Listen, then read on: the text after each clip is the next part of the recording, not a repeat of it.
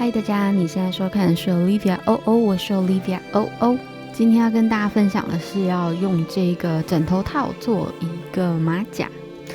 上一集已经跟大家分享过用这个枕头套去做一个渔夫帽，如果大家有兴趣的话，可以按右上角的链接去收看。好，那我们来看制作马甲的部分。同样的，我会把可以下载的连结放在下面资讯栏，有兴趣的就可以直接点击下载。按照你所需要的尺寸剪裁好你的模板，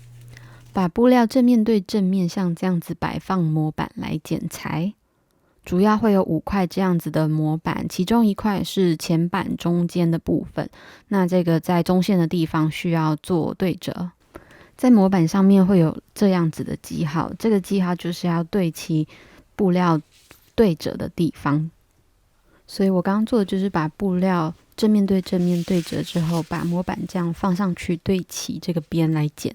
其他的没有特别的需求，就是看你喜欢布料的哪一面的花纹，那就这样做剪裁就可以了。在模板的边缘有时候会出现这样子的缺口，这就是方便你等一下在缝的时候需要对齐的地方，所以就用剪刀剪出一些小缺口就可以了。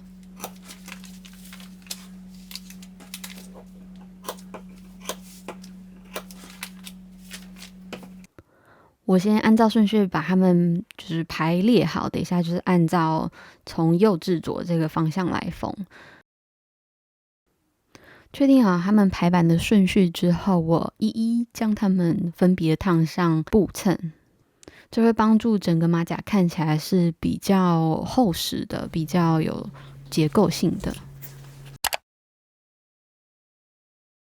最右边这个是前板跟胸线需要缝合的地方，等一下我们要缝的方法就是对齐每一个刚刚剪出来的小缺口来缝。左右的2侧是对称的，所以等一下会制作出类似这样子的东西，我们就缝这2个胸线。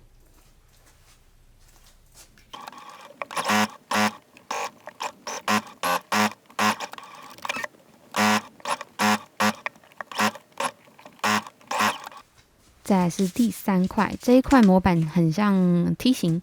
所以就把你的剪裁出来的布对齐好之后，正面对正面，我们要缝在这个边上。左右两边的做法是一样的。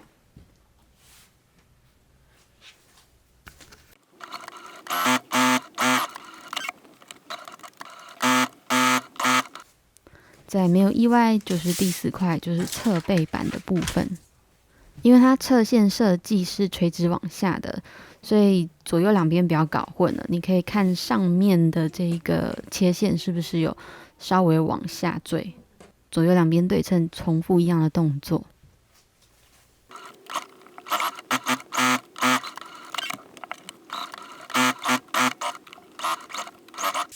再来是第5块，也就是背板这一块。同样的，就把布料的正面对上正面，我们要缝在这一个不对称的边上。在做固定的时候，建议先固定最两端的位置，再来平均分摊中间的布料。你也可以对齐刚刚剪刀剪出来的切口的记号。等一下在缝的时候，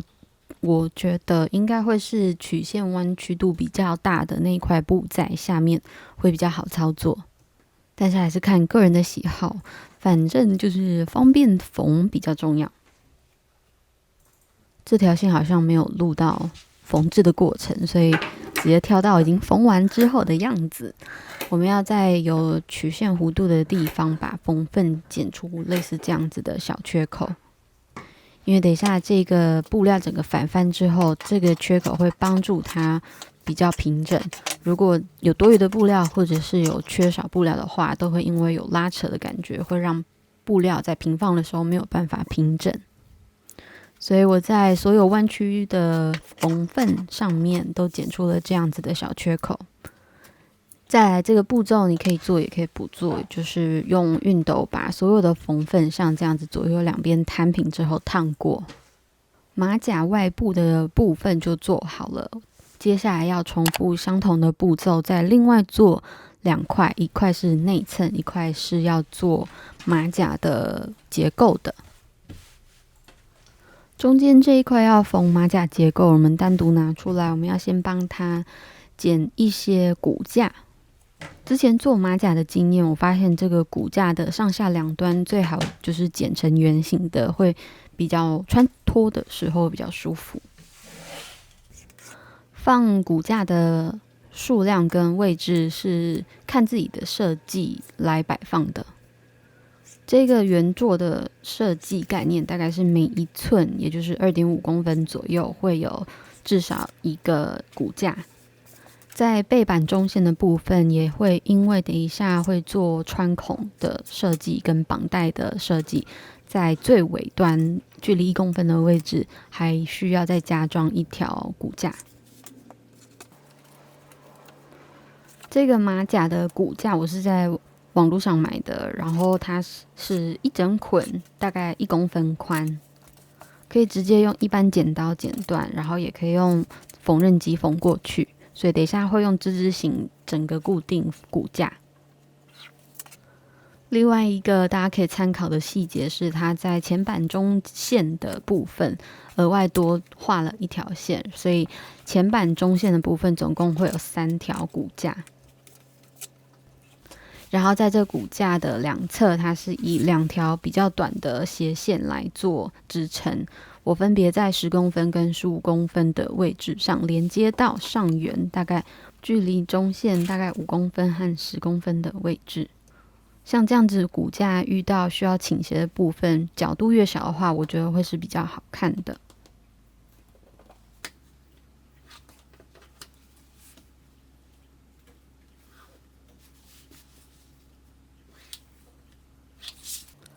左右两边画出对称的引导线之后，我们还要扣除等一下的缝份，也就是上面跟下面各1.5公分。骨架的长度就是上下各减掉1.5公分的缝份之后的这个长度。我在背后做了一些记号，比如说一个叉叉、一个三角形、2条线之类的记号，来帮助我记忆哪一个骨架是放在哪一个位置的。剪裁出你所有需要的骨架之后，我们就可以把它们缝上去了。缝的方法就是用之字形，然后沿着你刚刚画的引导线来缝。缝骨架的时候，不要帮助骨架转弯，然后也不要去拉扯布料。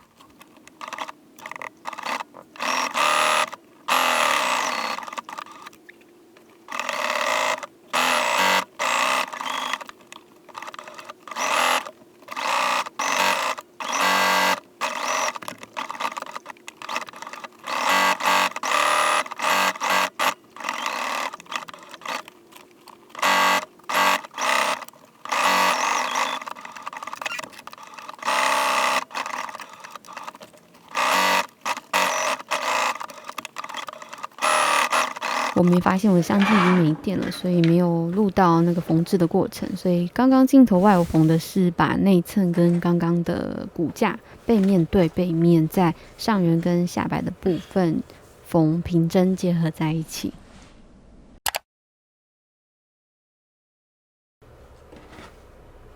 接下来就是拿外部的布料正面对上内衬的布料正面，也是在上缘跟下摆的地方做结合。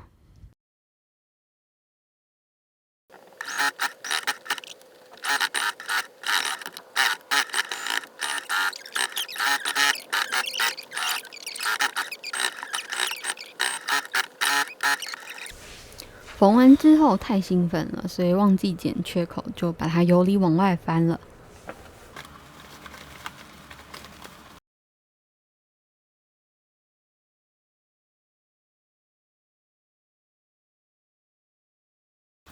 在反翻之前，应该要先在有曲线的缝份的地方剪一些小缺口，这样可以避免它在过度拉扯的时候造成不平整的状态。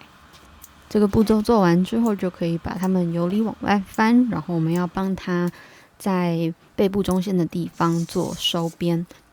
我们要帮它在两边做一个包边带。原则上长度就是比这个背部的中线还要再长3公分，也就是上下各1.5公分的缝份。接着把包边带的正面对上内衬的正面，然后把两端多出来的缝份往另外一边翻折。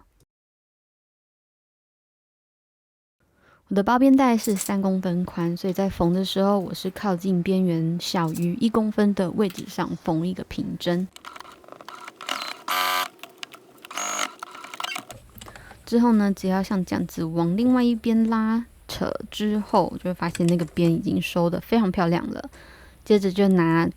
剩下来的那2公分往内翻折2次，我们要在这个边非常靠近这个边开口的边，我在说什么？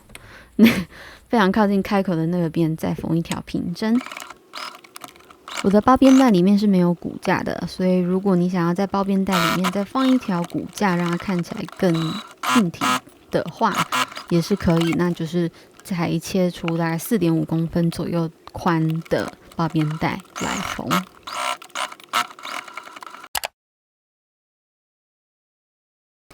接着我们就可以帮它做最后一个步骤，就是穿孔眼。孔眼的距离就看你买到的孔眼的大小跟你个人的喜好去做调整。在孔眼的左右两侧最好都有一个骨架固定，因为这样可以避免拉扯缎带的时候造成布料变形，就会不太好看。我的大概是距离上下2公分，然后每个间隔大概是4公分左右，给大家参考。这个做孔眼的工具有很多种，我的应该算是最阳春、最便宜的那一种，就是要自己手动剪裁出一个洞，然后把它用手打的方式穿进去。重点就是上面会有一片，下面会有一片，然后中间会有一个高度。那你敲的部分就是要把这个高度往下卷，卷到另外一边可以被卡住的感觉。我的这一组工具真的是非常不专业，所以我又另外拿了之前使用过的做孔眼的工具来辅助我。好，如果你也是拿了这个阳春的工具要来做的话，首先你会需要先剪出一个非常小的十字孔，然后呢，拿你的辅助工具把这个有高度的孔眼那一端，就是安插到你刚刚开的十字孔里面，然后把上面那一层就是可以固定的那一层圆环套进去之后呢，用力的打，就如此简单。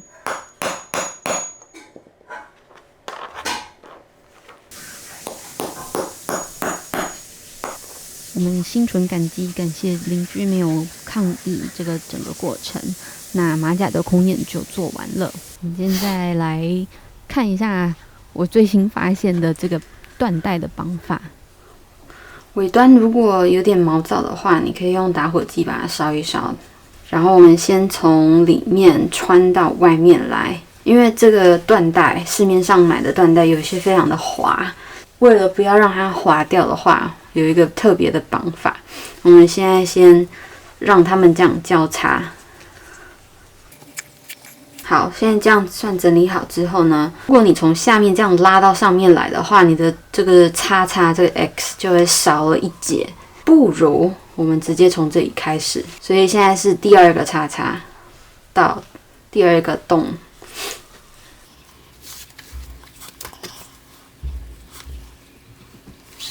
嘿嘿，好，所以这样就是从这边又开始了，所以是跟前面这边是一样的，跟这边一样。然后因为你这边有一个重复交叠的过程，所以显得没这么滑溜，这个缎带没有这么容易被扯掉，所以就是从这边开始，再划一个叉叉到这里，然后重复相同的做法到这边。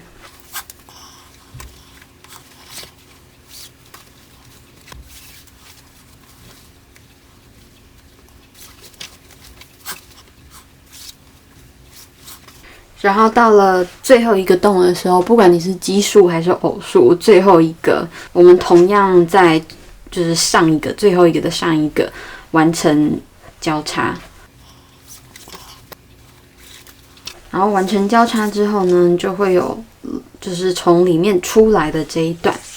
然后这一段呢，我们到时候会变成蝴蝶结一部分，所以我们先把尾端藏起来，然后我们藏的是同一边，这样子。然后最后呢，我们把尾端对齐，打一个结，好，然后这样就被藏在里面了。那外面这个呢，没错，就是蝴蝶结的部分。的缎带其实蛮滑的，所以如果是我的话，我应该会再打一个这个结，当当当，这样就完成了。没有很美。总之呢，穿马甲如果里面没有就是保护的一件内衬的话，就这个缎带就选择防滑系数比较高一点的来做，这样子就算它不小心滑掉了之后，你还会因为里面有大概3-4层的交叉，不容易被扯掉。有一些人会希望这个就是躲藏在里面，当然就是看个人喜好。我觉得在外面也不错，会让人有一种遐想的感觉 ，maybe。那你也可以反着做，让蝴蝶结在正上方。然后这个部分如果很痒的话，你可以不知道把它放到中间来，藏在蝴蝶结里之类的，这样子这边就可能就不会那么痒了。